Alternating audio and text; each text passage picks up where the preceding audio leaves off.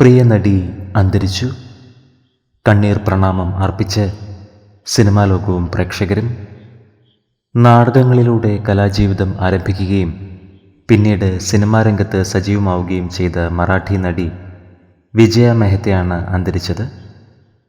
Rao Saheb, party, പെസ്റ്റുൻജി എന്നീ സിനിമകളിൽ മികച്ച വേഷങ്ങൾ അവതരിപ്പിച്ചു.